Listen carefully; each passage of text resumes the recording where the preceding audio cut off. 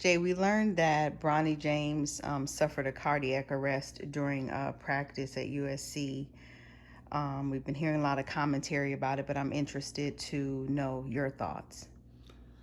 I think that's terrifying. I just put a video out about that earlier. I think it's terrifying. I'm glad to hear that he's in stable condition. Um, that's the number one thing, making sure that the kid is okay. I don't, of course, I can't act like I know the kid, but from what we see on TV, he's just seemed like a nice guy, nice young man, and he handles pressure well. They do talk to him in the media and stuff like that. I mean, I just like everything about him. Um, but to see him go through or hear about him going through this type of situation, and this is not the only kid. It's not the only high-profile kid.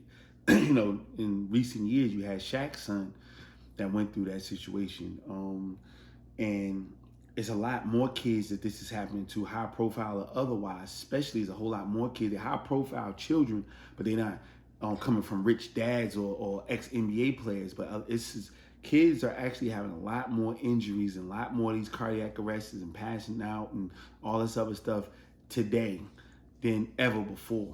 And they're probably trying to sweep it under the rug or not talk about it like that.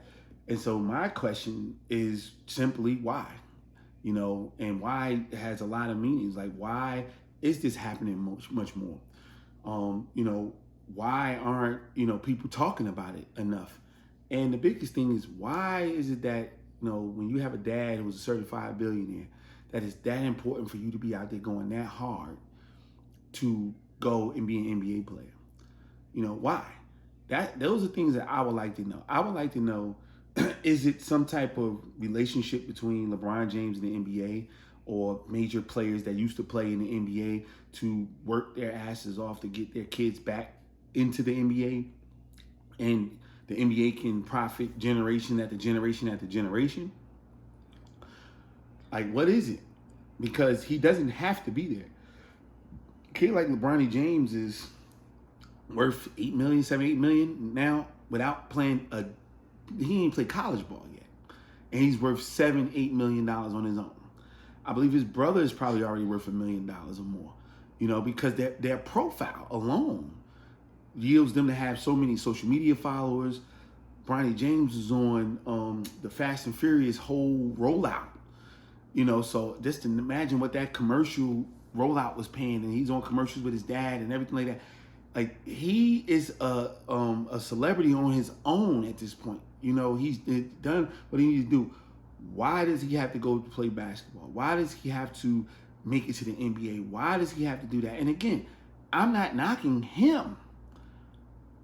I always think about the lottery ticket effect. Because if LeBron James' son has to bust his ass, go crazy, even though he's a billionaire, to make it to the NBA, that puts all these babies in at bay for the next 30, 40, 50 years, that it's all right for you to go ahead and bust your ass, almost die, to go to the NBA to play, even though it's a slim to no chance that you might not make it. When there's so many other things that you can do with your gifts, your talent, even your athletic prowess, to immediately get you to be a millionaire just walking down your path. You can be a millionaire by the time you're 25, 30 years old, if you push that. So these questions have to start being answered. First asked, so that they can be answered. And we can shed some light on this situation, because it's a very, very scary scenario.